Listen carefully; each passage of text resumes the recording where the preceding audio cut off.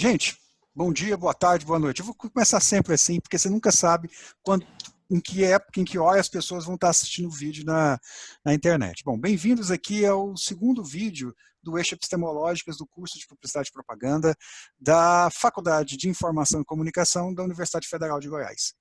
O programa de hoje vai trabalhar uma teoria da comunicação. Se vocês viram o programa anterior, o debate anterior, nossa mesa redonda, vocês viram uma mesa redonda que trabalhou a questão da comunicação em tempos de pandemia de coronavírus. Hoje a gente vai trabalhar uma teoria da comunicação específica.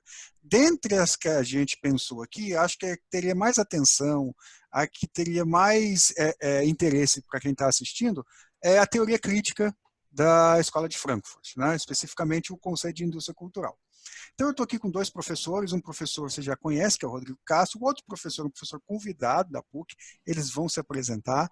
Então, eu vou passar rapidamente a palavra para o professor Rogério, depois o professor Rodrigo, para eles se apresentarem. Professor. Olá, todo mundo que está nos assistindo, muito obrigado pelo convite, professor Daniel Cristino, professor Rodrigo Cássio, lá da UFG. Meu nome é Rogério Borges, sou professor da PUC Goiás, do curso de jornalismo, e eu trabalho com teorias da comunicação também lá no curso, e trabalhei com elas também na minha trajetória acadêmica, tanto no meu mestrado, que apesar de não ter sido em comunicação, mas eu as utilizei também na Letras, em Estudos Literários e Linguística, aí na UFG, como meu doutorado em Comunicação e Extensão em Comunicação na UNB. E então eu estou aqui pronto para a gente poder dialogar e usar o próprio método, né, dos frankfurtianos, que é o dialético, né?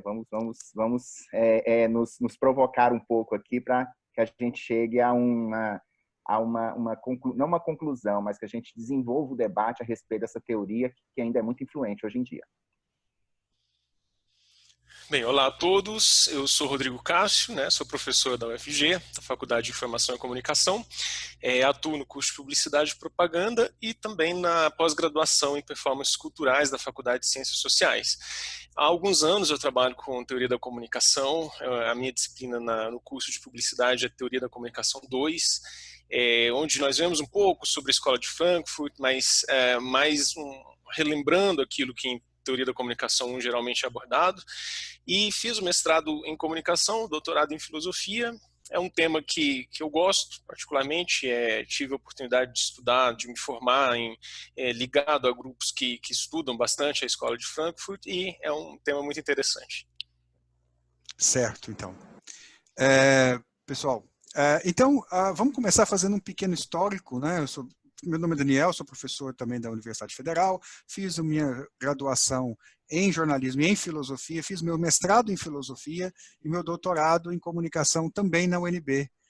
Somos eu e o Rogério colegas de pós-graduação, embora não fossem contemporâneos, né? Bom, então, fazendo rapidamente uma apresentação histórica da Escola de Frankfurt. Bom, a Escola de Frankfurt, na verdade, era um colégio, era um grupo de estudos sociais, era um instituto de pesquisa em ciências sociais, montado por um alemão chamado Felix Weil em 3 de fevereiro de 1923. Certo? Felix Weil era, na verdade, filho de grandes agricultores, monocultores na Argentina. Plantavam trigo aqui na Argentina, certo? E ele pegou esse dinheiro todo, fazia parte do círculo da esquerda marxista europeia do final do século XIX, né? E ele resolveu montar um instituto de pesquisa cujos objetivos, ou o grande objetivo, era transformar o marxismo numa teoria social completa, ou seja, dar ao marxismo a capacidade de explicar o todo da sociedade, não apenas as relações econômicas, não apenas as relações políticas, mas também as relações culturais, explicar em geral todo o processo. Boa parte, o primeiro diretor da Escola de Frankfurt foi o Pollock, né? Mas ele não ficou muito tempo, logo depois ele foi substituído pelo Max Horkheimer. Max Horkheimer e Theodor Adorno, que também era um pesquisador de primeiro momento da Escola de Frankfurt, desenvolveram juntos uma teoria da cultura, ou que seria o princípio de uma teoria da cultura. O Instituto foi criado em Frankfurt em 1923 e ele sofreu porque, por exemplo, Adorno era judeu, Erich Fromm era judeu, e você tinha vários pesquisadores do núcleo da escola que eram judeus, e eles foram muito sensíveis à ascensão do nazismo na Europa da época, na Alemanha especificamente na época. E durante esse período todo, a Escola de Frankfurt desenvolveu pensamentos que trabalhavam tanto as pesquisas sociais quanto uma crítica muito forte, certo, ao nazismo e ao processo de crescimento do nazismo. Então, a reflexão da Escola de Frankfurt é atravessada por isso. Nada explica isso melhor do que a estrutura da principal obra deles lida na comunicação. Eles têm várias obras, Adorno tem muitas obras, Horkheimer tem, o Instituto tem várias pesquisas. Logo depois do pós-guerra, ele foi para os Estados Unidos, teve uma relação muito estreita com o pessoal da pesquisa empírica americana, Lazarsfeld e esse pessoal. Mas o principal livro deles que é lido na comunicação é a Dialética do Esclarecimento, que é, ao mesmo tempo, uma crítica cultural, uma crítica à ascensão do nazismo e ao antissemitismo, certo? E uma crítica ao capitalismo. Eles fecham isso tudo permeados aí pelo pessimismo horkheimiano e pela análise filosófica adorniana. Eles escreveram esse livro, e dentro desse livro há um conceito que é o conceito específico que a gente costuma ver enquanto relevante para a teoria da comunicação, que é o conceito de indústria cultural. E é esse ponto que a gente vai discutir. Então, feito rapidamente esse histórico, depois vocês podem pesquisar na internet, tem várias. O principal livro para pensar que a gente tem em português sobre a Escola de Frankfurt é o livro do Wigerhaus. Depois eu vou colocar nos comentários embaixo aqui as referências para o livro, certo? Que faz toda a história da Escola de Frankfurt e das suas relações. É um livro muito bom. Mas aí o que eu queria fazer? Eu queria abrir uma pergunta para o pessoal participar, né? E a pergunta é a seguinte: qual é a relevância hoje da Escola de Frankfurt para os estudos em comunicação? Quem quer responder primeiro? O convidado externo primeiro. Isso, vai, Rogério. Rogério. Bom, eu acredito que ela tem aspectos ainda extremamente relevantes, que são importantes para a gente poder refletir sobre processos comunicacionais, sobre questões bem contemporâneas, e há outros aspectos que envelheceram um pouco mal, né? E isso é natural também em uma teoria tão ampla e tão ambiciosa como era a teoria crítica e as próprias pesquisas na Escola de Frankfurt, porque, afinal de contas, os contextos sociais, os contextos políticos e até os contextos materiais da cultura mudaram muito durante esse tempo todo. Então, é impossível que você consiga ter uma teoria que seja absolutamente perene. Isso é uma utopia. Mas não é essa também a proposta de ela ser completamente perene. Eu acho que toda teoria ela precisa ser vista em dois aspectos. Primeiro, no contexto em que ela foi criada, e no segundo, em suas potencialidades de atualização do agora. E eu acho que, dentro do contexto em que ela foi construída, e não foi construída de uma hora para outra, foi construída, como o professor Daniel colocou, dentro de contextos históricos muito específicos e muito agudos, né? Ela tem um valor muito grande para determinar uma arqueologia um pouco da comunicação, sobretudo uma comunicação de massa. Eu acho que ela tem validade nesse ponto, e acho que ela traz questionamentos para a nossa realidade que ainda são bastante pertinentes. Talvez não absolutamente dentro dos mesmos parâmetros, mas, sobretudo, dentro de uma ideia de reflexão. Eu acho que a teoria crítica ela nos tira um pouco da zona de conforto de achar que tudo é desse jeito e pronto. Acho que ela problematiza bastante ainda. E acredito que, para a comunicação, ela tem bastante validade no sentido da gente entender os processos comunicacionais, mesmo que nós não adotemos todas as suas premissas. Mas acredito que o fato dela problematizar os processos comunicacionais já é uma grande contribuição, mesmo na contemporaneidade, mesmo depois de tanto tempo, que a teoria crítica nos traz. Eu acredito que ela tem bastante validade ainda.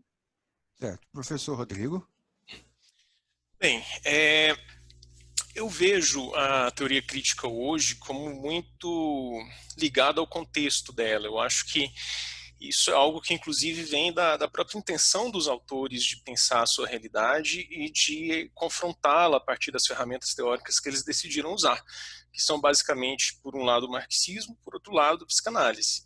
Eu acho que dá para entender a escola de Frankfurt, sobretudo nesse primeiro momento, né, que é que a gente está discutindo por conta da sua importância na área de comunicação, dá para entendê-la bem arraigada sobre essas duas referências. Por um lado, sobretudo Freud, por psicanálise quero me referir a Freud, por outro lado, Marx e o marxismo como um ponto de vista teórico que estava em plena ebulição, não sei se é essa a palavra, mas estava pelo menos se desenvolvendo muito ali naquele contexto, entre aqueles autores, naquele universo. Eu acho que então a teoria acabou ficando muito marcada, porque é possível observar isso a partir do próprio conceito de indústria cultural, né, que originalmente foi proposto pelos autores como uma provocação. A ideia de você falar de uma indústria cultural, por si só, aos ouvidos de quem lia a teoria crítica lá nos anos 30, 40 do século passado, era uma provocação e deveria soar mal, né? Como assim, cultura e indústria juntas, né? Como essas duas coisas poderiam se coordenar em uma palavra só, em um termo só? Então, essa provocação que depois foi plenamente assimilada pela cultura, não só pelas teorias que sucederam à teoria crítica, mas pela própria cultura, a ponto de a gente observar facilmente o termo correndo por aí na própria indústria cultural, que eles chamavam de indústria cultural, por exemplo, programas de TV chamados indústria cultural, né, que usavam o nome como num sentido positivo e não num sentido pejorativo, né? Essa assimilação ela já indica como a teoria, essa teoria ali dos anos 40, ela acabou perdendo muito espaço. Hoje é muito comum se falar, por exemplo, de indústrias criativas. Há uma série de termos que vieram na sequência do termo indústria cultural que foram descartando essa dimensão crítica para se referir às transformações da produção da cultura nas últimas décadas, né? Por exemplo, o termo indústrias criativas não tem esse sentido pejorativo. Se a gente coloca ele ali numa linha de desenvolvimento que vem lá de trás, desde a ideia inicial de indústria cultural, dá para perceber como a teoria crítica não serve mais para entender a realidade hoje. Por outro lado, para não ser tão não destacar só o aspecto que eu acho que envelheceu, é possível também observar que alguns autores, uma série de autores, na verdade, a escola não acabou, uma série de autores que vieram depois e que levaram adiante os pressupostos iniciais de Adorno, de Horkheimer, né, entre outros. Por exemplo, o Habermas, que tem uma importância imensa para a teoria da comunicação das últimas 3 décadas, eu creio, por conta do desenvolvimento mesmo de um conceito de comunicação, um conceito mais positivo, por assim dizer, um conceito que nasce de uma crítica do Adorno, né, tendo sido um ajudante, né, acadêmico do gabinete do Adorno, o Habermas acabou depois se separando dele, teoricamente, e desenvolvendo uma crítica à teoria da indústria cultural e um conceito de racionalidade comunicativa que derivou uma série de leituras muito importantes para a área do direito no Brasil, tem muita relevância o Habermas, também para a área da comunicação. E mais recentemente, eu uso muito um autor nas minhas aulas, que é o Christoph Turk, que é autor de um livro chamado A Filosofia da Sensação, A Sociedade Excitada, a Filosofia da Sensação, que é um autor das gerações mais recentes da teoria da Escola de Frankfurt, do Instituto de Pesquisa Social, um autor muito jovem comparado a esses, claro, e que tem uma teoria interessante sobre como hoje nós nos relacionamos com a ideia de visibilidade do self, do eu, não é? Como nós nos... enfim, que é um tema extremamente atual e que desde o final dos anos 60 explodiu no âmbito das teorias da cultura por conta do que vem acontecendo mesmo em relação às tecnologias da imagem, né? Então o Christoph Turk é um autor interessante que eu acho que vem dessa tradição e que consegue atualizar a teoria, mas assim, não é mais a mesma teoria, obviamente, né? Não se pode ver mais aquilo que Adorno e Horkheimer escreviam nos textos do Turk, a não ser fazendo uma crítica e uma série de ressalvas. Então, concordando com o Rogério nesse ponto, a Escola de Frankfurt, ou o Instituto de Pesquisa Social, acaba sendo uma teoria em desenvolvimento, que ainda hoje pode produzir reflexões que são relevantes, sim. Mas aquela teoria dos anos 30, 40, inicial, a ideia mesmo de teoria da indústria cultural, eu acho que ela é muito difícil de ser sustentada hoje.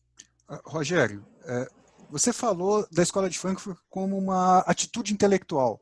Isso é bem interessante. Será que você podia elaborar um pouquinho em cima disso?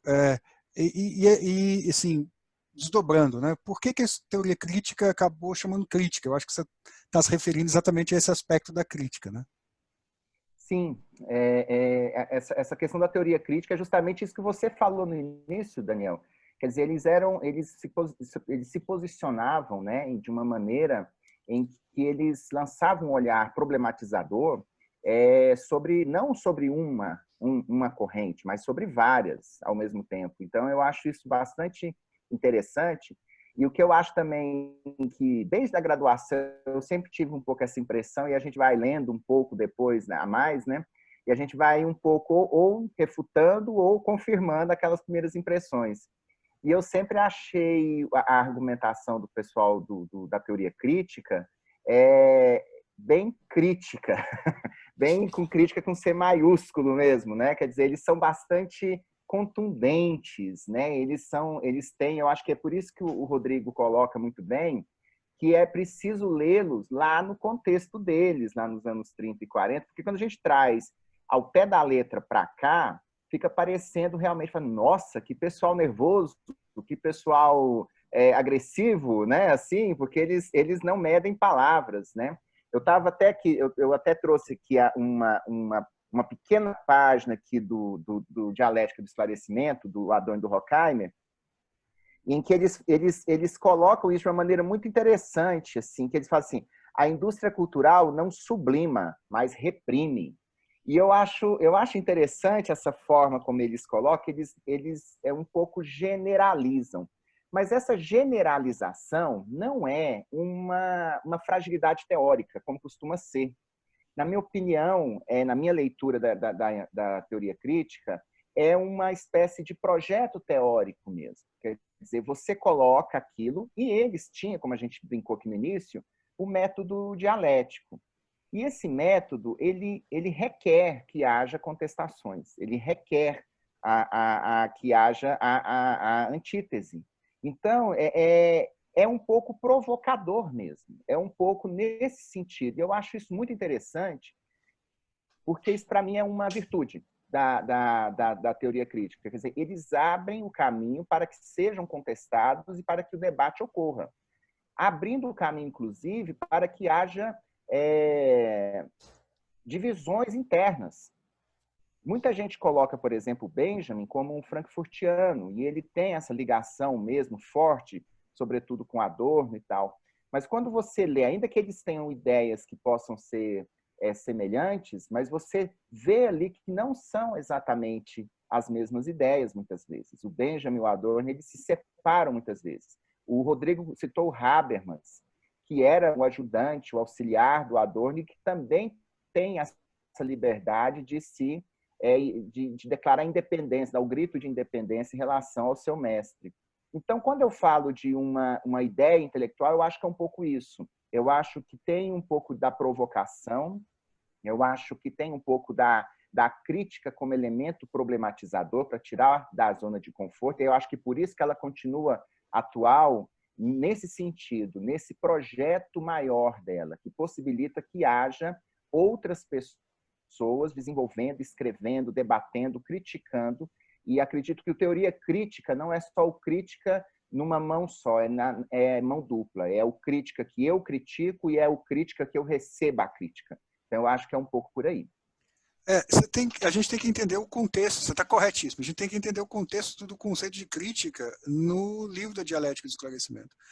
Porque, na verdade, esclarecimento não é um nome que a gente usa aqui para o fenômeno histórico que eles estão se referindo. Aqui no Brasil, tradicionalmente, a gente usa iluminismo.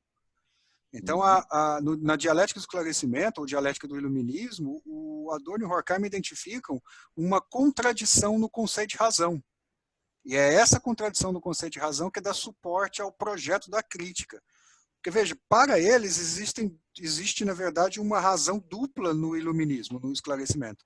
Essa razão dupla é a razão que dá origem à autonomia do pensamento, que é a razão que vem na tradição do Rousseau e do Kant, a ideia de que eu me coloco as minhas próprias normas através da razão, e a razão instrumental, que eles chamam, né, de razão que submete, que é a razão que eles identificam na indústria cultural, e na razão né, que opera, né, na dominação do capitalismo, é onde o marxismo oferece a eles uma orientação de análise histórica. Essas duas razões, elas acabam se confrontando, há uma dialética entre elas. E no contexto da fala deles, exatamente pelo fenômeno do nazismo e pelo desenvolvimento dos meios de comunicação do final do século XIX, começo do século XX, eles acreditam que a razão da autonomia só pode ser exercida enquanto crítica, porque a outra razão é dominante.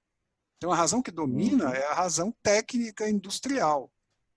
É exatamente esse processo que faz com que o Marcuse ache interessante, por exemplo, o pensamento do Heidegger. Porque o Heidegger faz uma crítica diferente, mas também faz uma crítica da técnica, e o Marcuse vai lá estudar com ele, até certo ponto, para tentar entender o processo. Adorno não gosta do texto do Heidegger. A dialética negativa tem páginas e páginas criticando o Heidegger. Isso é só uma nota histórica. Então, quando a Escola de Frankfurt fala em crítica, né, uma teoria crítica, ela diz que o exercício da razão, fazendo a crítica da racionalidade dominante ou instrumental, é a única possibilidade que se tem de retomar a autonomia dos sujeitos, ou né, a emancipação do pensamento, que era característica da cultura, e que se perde nesse processo de submeter a cultura aos processos industriais. Aí você tem assim, uma espécie de articulação teórica do conceito de crítica. E daí por isso que o pessoal chama ela naturalmente de teoria crítica, porque isso passa, na leitura que o Adorno e o Horkheimer faz da tradição do Rousseau e do Kant, isso passa para todo o projeto da Escola de Frankfurt. E isso é uma coisa interessante. A ideia de crítica como o exercício da razão autônoma é um negócio que não é marxista propriamente dito, que não é psicanalítico e tal, é uma concepção de razão que se põe como atitude intelectual. E isso aí é bom. Só que, Rodrigo, eu queria te perguntar outra coisa. Beleza, a gente tem várias gerações da Escola de Frankfurt e tal, e tem essa análise das sensações, né? Mas, no contexto da noção de indústria cultural, né? O que a gente tem que olhar, se a gente for aluno, se a gente estiver lendo o texto, o que a gente tem que olhar para a concepção de comunicação? Ou seja, qual é, na verdade, pondo de outra forma, qual é a concepção de comunicação desse livro específico e dessa primeira geração da Escola de Frankfurt? Então, eu acho que essa pergunta é muito boa para dialogar com o que você acabou de dizer, inclusive. Veja, essa fundamentação filosófica da crítica que os autores Adorno e Horkheimer fazem da indústria cultural, lá no livro Dialética do Esclarecimento, ela realmente é filosofia, ela é uma interpretação da história da filosofia e uma proposta filosófica que discute termos como racionalidade, como conhecimento, emancipação, não é? Quem se aventurar, pensando assim, um aluno que está hoje começando a estudar comunicação e resolve pegar na biblioteca o livro Dialética do Esclarecimento para ver o que, afinal de contas, Adorno e Horkheimer escreveram sobre comunicação. Esse aluno, certamente, a primeira vez que abrir, ele vai se deparar com uma discussão filosófica pesadíssima, que em alguns momentos diz respeito à comunicação. Em vários momentos diz respeito a meios específicos de comunicação, mas em nenhum momento aprofunda a abordagem sobre um meio específico. Em nenhum momento aprofunda a abordagem no sentido de procurar entender a comunicação a partir do próprio processo comunicacional, a partir daquilo que é o próprio meio, de como o meio funciona e dividindo, separando, né, estabelecendo diferenças entre os meios. Então, eu penso que é uma abordagem que, para quem trabalha com comunicação, acabou se mostrando muito falha por conta disso, por conta de ter trazido um suporte filosófico muito denso, muito interessante, que tem um valor filosófico, sem dúvida, como leitura da história da filosofia, como pensamento sobre o que aconteceu com o iluminismo, como assimilar o projeto da racionalidade iluminista hoje, só que para um estudo específico da mídia, por exemplo, não é tão eficaz assim. Eu acho que ainda hoje não é tão eficaz no sentido de que não é tão apto a oferecer uma ferramenta de Não análise. descreve, Né? não descreve Exato, bem o fenômeno. Eu acho que realmente não descreve. Por quê? Porque o olhar de Adorno e Horkheimer era sempre um olhar mais pro todo, né, para o sistema social. Eles, em vários momentos, se referem ao sistema social da indústria cultural e ao funcionamento desse sistema que é contrário à emancipação, não é? Que cria pseudo-individualidades, pseudo-subjetividades, né? E aí tem toda uma teoria do sujeito, que é um tanto quanto, penso eu, impositiva em relação à própria independência do pensamento, mas enfim, essa é uma crítica que eu não quero chegar lá. O que eu queria dizer a abordagem me parece uma abordagem que é muito generalista em relação à comunicação, então falta especificar o que realmente pode ser dito sobre, por exemplo, jornalismo, publicidade, enfim, mídias específicas. Então, nesse sentido, é preciso fazer ressalvas.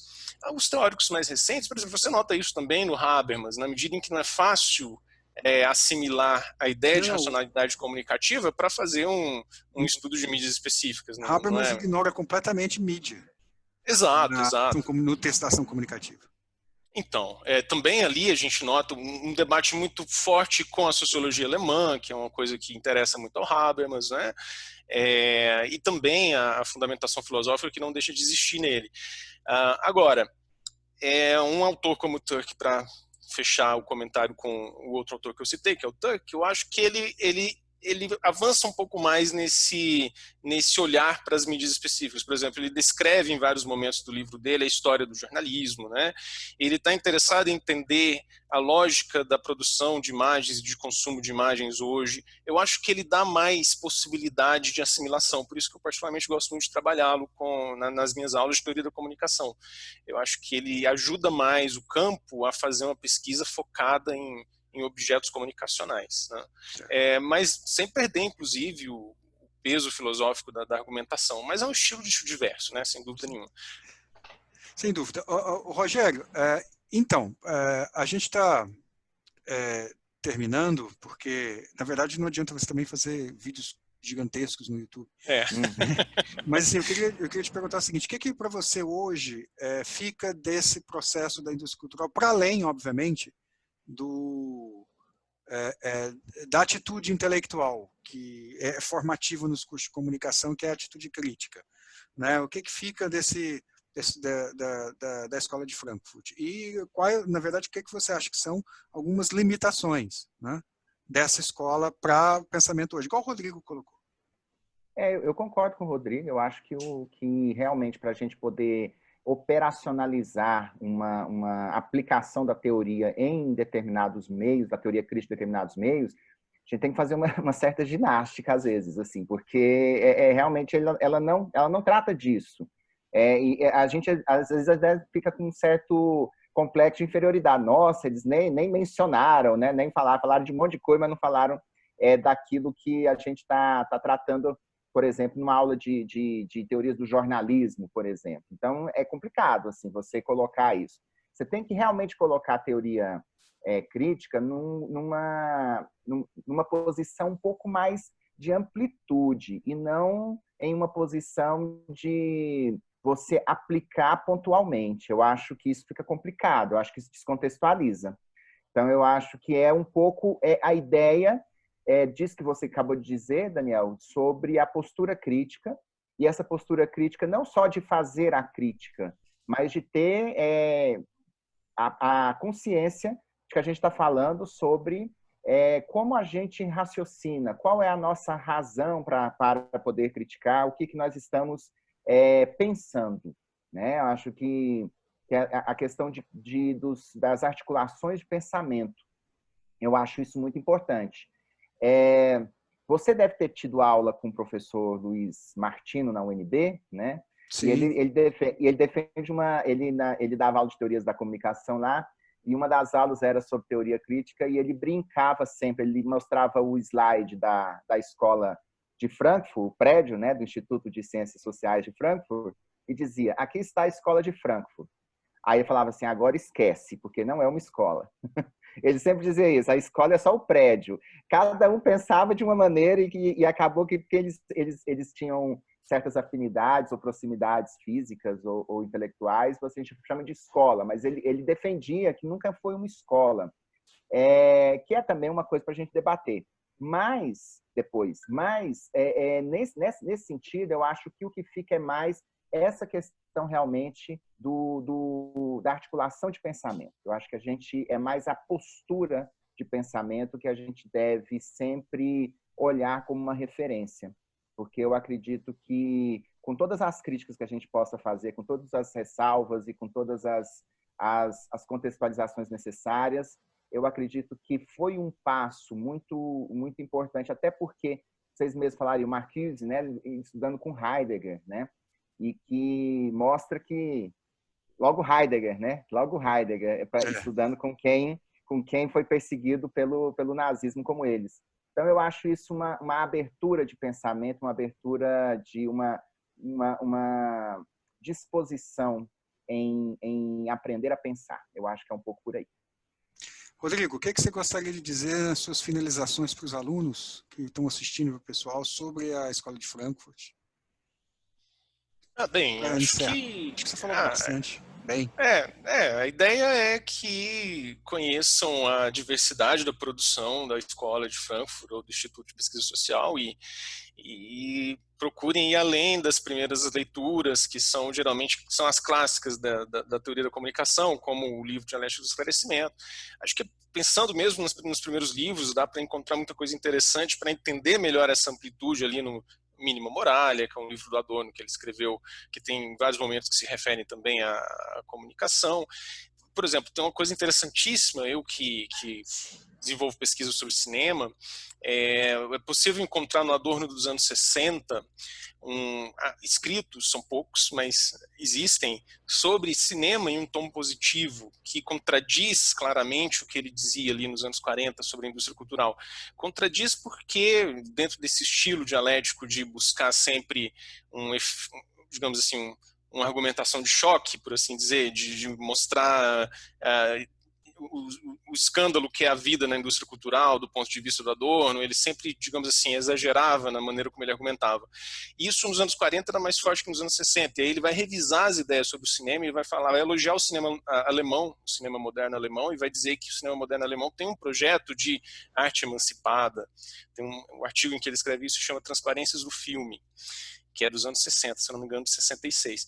Então, existem ali detalhes a serem reconhecidos e que são importantíssimos para quem quer fazer pesquisa com base na Escola de Frankfurt e que obrigam, então, os estudantes hoje a irem além dessas leituras iniciais. Eu acho que a ideia é essa, é procurar ler o máximo possível para sair do chavão da teoria crítica como sendo simplesmente uma teoria da indústria cultural nos termos dos anos 40.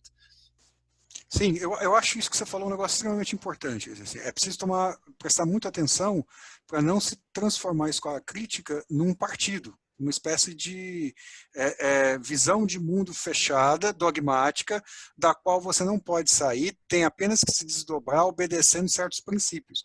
Isso é, inclusive, contra a própria ideia de crítica, né? Exato. Lembrando que, se você fosse engajar no texto, a estrutura do texto é aquilo que o Paul Ricoeur chamava de dialética ou de interpretação hermenêutica da suspeita.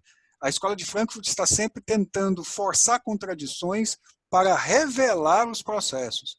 Então, no início, por exemplo, da indústria cultural, fala dos condomínios, que são feitos como casas exclusivas, mas compara os condomínios a casas de pombo, o que, na verdade, é o contrário do que seria uma casa exclusiva para você revelar sua identidade. Bom, gente, gostaria de agradecer a todos, certo? Obrigado a vocês, obrigado a quem assistiu, a quem está assistindo, e aí a gente fiquem aguardando no canal, assina o canal aí, que a gente vai trazer novos vídeos. Obrigado, Rogério, obrigado, Rodrigo, até mais. Tchau, valeu. Obrigado, até mais. Tchau, tchau.